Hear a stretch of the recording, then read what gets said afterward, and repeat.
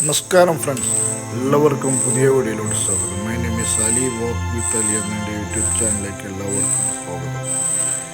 ഇന്ന് ഞാൻ വന്നിട്ടുള്ളത് Vattappara viaduct bridge, Valanchery bypass. Valanchery അതുപോലെ തന്നെ കേരളത്തിലെ ഒരുപാട് അപകടങ്ങൾ നിറഞ്ഞ വട്ടപ്പാറ വളവിനെ പൂർണ്ണമായും ഒഴിവാക്കിക്കൊണ്ട് വട്ടപ്പാറ വളാഞ്ചേരി ബൈപ്പാസ് ഒരുങ്ങിയിരിക്കുകയാണ്. റീസെൻ്റ്ലി അത് തുറന്നു കൊടുത്തിട്ടുള്ളത്. അപ്പോൾ അതിൻ്റെ ഒരു ജസ്റ്റ് ഒരു വീഡിയോ ആണ്. വീഡിയോ ഇഷ്ടപ്പെട്ട് കഴിഞ്ഞാൽ എല്ലാവരും ഒന്ന് ലൈക്ക് ചെയ്യുക, എല്ലാവരും ഒന്ന് ഷെയർ ചെയ്യുക. Thank you so much. നേരെ നമുക്ക് വീഡിയോൻ്റെ ഡീറ്റെയിലേക്ക് പോകാം. Thank you so much. Vattappara വളവ് ഫുള്ള് ക്ലോസായിട്ട് പുതിയ ബോട്ടിലായിട്ട് വയഡക്റ്റ് ബ്രിഡ്ജ് മിൽക്കാണ് നേരെ പോയത്. വലിയ മലകൾ തുരന്നിട്ടാണ് ഇവിടെ കടന്നു പോകുന്നത്. ഇപ്പോൾ ആദ്യമായിട്ട് തുറന്നതാണ്.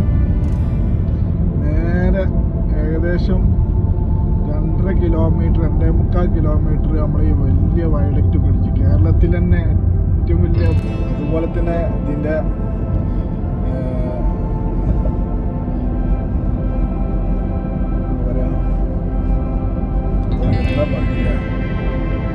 നല്ല ഹൈറ്റിൽ വരുമ്പോൾ നല്ല രസമുണ്ടാവും. ലൈറ്റൊക്കെ വരുമ്പോൾ രാത്രിയിലാ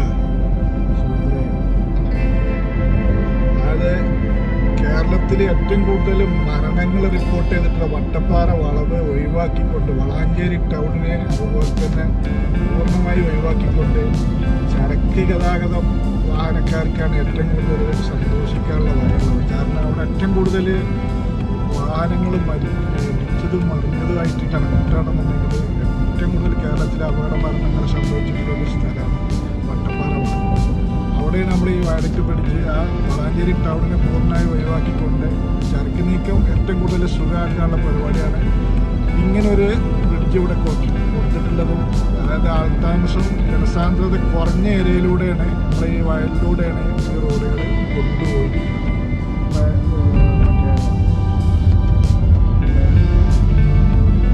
നമുക്കിവിടെ കിട്ടൂലല്ലേ.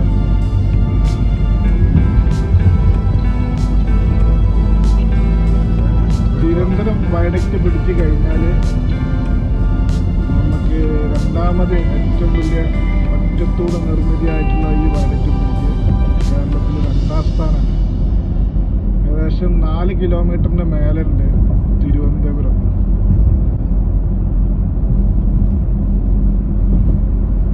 ഇവിടുത്തെ ഒരു ഭൂപ്രകൃതി ഭംഗിയൊന്ന് നോക്കിയിട്ട് കാറ് ഹൈറ്റ് ഇല്ലാത്തതുകൊണ്ട് ബസ്സിലൊക്കെ പോകുന്നവർക്ക് നല്ല എൻജോയ് ചെയ്യാൻ പറ്റിയ അടിപൊളി സ്ഥലങ്ങളാണ്.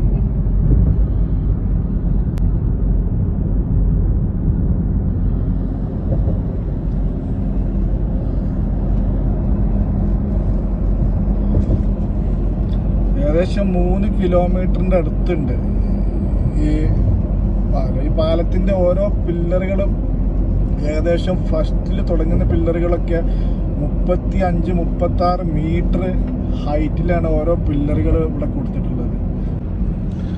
ഏകദേശം പൂർണ്ണമായും തുറന്നു കൊടുത്തതെന്ന് തന്നെ പറയാം.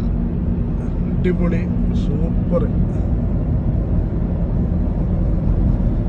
3 ട്രാക്ക് 45 മീറ്റർ ഇവിടെ ഇല്ല. ഇവിടെ നമ്മളെ സർവീസ് റോഡുകൾ ഒഴിവാക്കിയിട്ടുണ്ട് വയലിലൂടെ ആയതുകൊണ്ട്.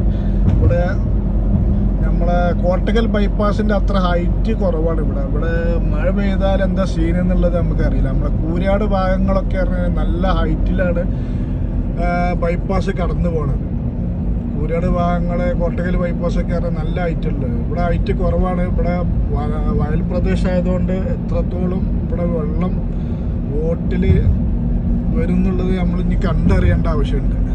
പാലക്കാട് വളാഞ്ചേരി ഇവിടെയൊക്കെ സൈൻ ബോർഡ് വന്നിട്ടുണ്ട്. ഇവിടെ കുറച്ച് ഏരിയകൾ ലൈറ്റുകൾ ഇനി ഫിക്സിങ് ബാലൻസ് ഉണ്ട്. അതുപോലെ പെയിൻറ്റിങ് കാര്യങ്ങളൊക്കെ കഴിഞ്ഞിട്ടുണ്ട്. ക്രാഷ് ബാരിയർ കഴിഞ്ഞിട്ടുണ്ട്. ഇവിടുത്തെ ഗർഡർ ഫിക്സിങ് ഒക്കെ നമ്മൾ കണ്ടായിരുന്നു വീഡിയോയിലൂടെ. ഭയങ്കര സെറ്റപ്പിലായിരുന്നു. ഇവിടെ ഡ്രൈനേജിൻ്റെ സംവിധാനങ്ങൾ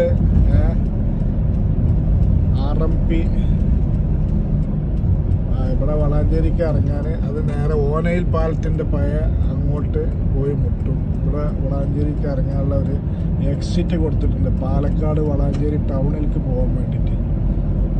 അപ്പോൾ വളാഞ്ചേരി ടൗണിനെ ഒഴിവാക്കിയിട്ട് നമ്മളിതാ വളാഞ്ചേരി കവർ ചെയ്ത് വന്നത് നമ്മുടെ ലെഫ്റ്റ് സൈഡിലാണ് ഇപ്പോൾ വളാഞ്ചേരി ടൗൺ ഉള്ളത്. ഇവിടെ ഇപ്പോൾ നമുക്ക് ഒരു എക്സിറ്റ്, ഇവിടെ എക്സിറ്റ് വന്നു കഴിഞ്ഞാൽ ഇത് എവിടേക്കാണ് പോകുന്നത്?